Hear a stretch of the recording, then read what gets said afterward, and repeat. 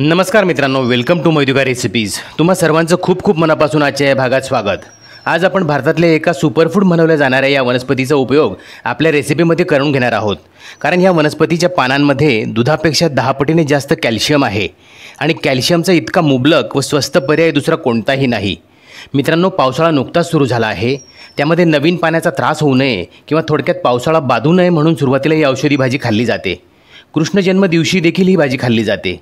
काहीशा तुरट चवीची ही भाजी खायला लोक फारसे उत्सुक नसतात, पण आजकाल मयुगा रेसिपीजमुळे सर्वत्र जागरूकता वाढल्यामुळे याचं सेवन करण्याकडे लोकांचा कल आता वाढल्याचं एका सर्वेमध्ये लक्षात आलं आहे।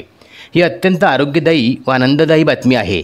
या भाजीचे महोत्सव देखील आयोजित होऊ लागले आहेत। आपल्या परसबागेमध्ये असलेल्या या सुपरफूड वनस्पतीचे आपण पानं आपल्याला हवे तेवढे तोडून घेत आहोत।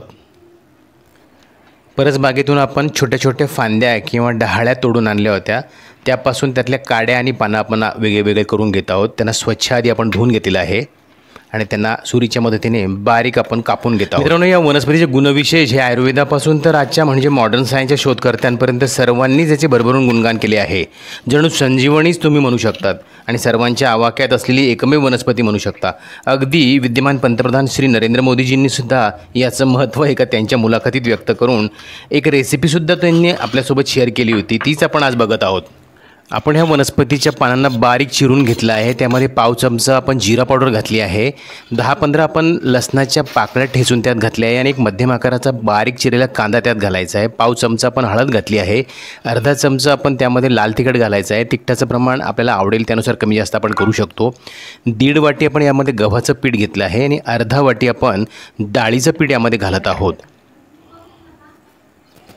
यामध्ये चवीनुसार आपण मीठ घातलं आहे आणि हे छान थोडं पाणी घालून घट्टसर मळून घ्यायचं आहे। मित्रांनो, तोपर्यंत चॅनलवर तुम्ही नवीन असाल तर चॅनलला सबस्क्राईब करा। माझा प्रयत्न तुम्हाला आवडत असेल तर लाईक आणि शेअर पण जरूर करा। प्रतिकारशक्ती वाढवण्यासाठी अत्यंत उत्तम असं सोर्स याला मानलं जातं, कारण व्हिटॅमिन सीचं यामध्ये भरपूर प्रमाण आढळतं। पालक या भाजीपेक्षा 5 पटीने लोह म्हणजे आयर्न तुम्हाला या भाजीमध्ये मिळतं। यामध्ये खूप प्रभावी अँटीऑक्सिडंट्स असल्यामुळे तरुण राहायला तुम्हाला मदत होते। अनेक रिसर्चमध्ये सिद्ध झालं आहे की ह्या वनस्पतीमध्ये कर्करोग विरोधी तत्त्व असतात, त्यामुळे कॅन्सरसारख्या भयंकर आजारात तुम्हाला लाभदायक ठरू शकतात। सर्वात महत्त्वाचं म्हणजे गरिबातल्या गरिबांनासुद्धा परवडणारी ही वनस्पती आहे। तसे या वनस्पतीचं अख्खं झाडच औषधी आहे। शेंगा, पानं, फुलं सर्व काही, एवढंच काय तर बियासुद्धा याचे उपयोगी असतात। एव्हाना सर्व काही मिक्स करून आपलं पीठ छान मळलं गेलं आहे, त्याचा छोटासा आपण गोळा तयार करून त्याला आपल्याला हव्या त्या आकारात आपण लाटून घेऊयात। यामध्ये कांदा घालताना तुम्ही बारीक चिरण्याऐवजी किसून घातला तरी चालू शकतो। मित्रांनो, आतापर्यंतच्या संपूर्ण माहितीवरून तुमच्या लक्षात आलं असेलच, ही वनस्पती दुसरं तिसरं काहीही नसून आपल्या परिसरामध्ये सहज उपलब्ध असणारा शेवगा आहे बरं का।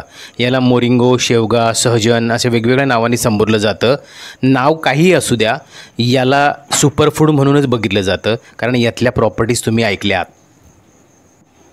आता आपण शेवग्याच्या या पानांपासून जो पराठा तयार करतो आहे तो सुद्धा एकदम हेल्दी पद्धतीने आपण बनवत आहोत। त्यामध्ये सुद्धा इन्ग्रेडियंट्स घालताना आपण काळजी घेतली आहे की ते एकदम सिंपल ठेवले आहे। पराठा लाटताना आपण एक काळजी व्हिडिओमध्ये दाखवल्याप्रमाणे घ्यायची आहे। त्याला दुसऱ्यांदा रोल करून आपण लाटला तर त्याचे छान लेयर्स तयार होतात, तो क्रिस्पी तयार होतो आणि त्याचे असे पदर तयार होऊन तो खाताना खूप मजेदार लागतो। ज्याला हिंदी भाषिक मित्र आपले लच्छा पराठा म्हणतात, असं लच्छेदार पराठा आपण बनवतो। समस्यांवर रामबाण इलाज म्हणून मोरिंगो पावडरचा सर्रास वापर केला जातो।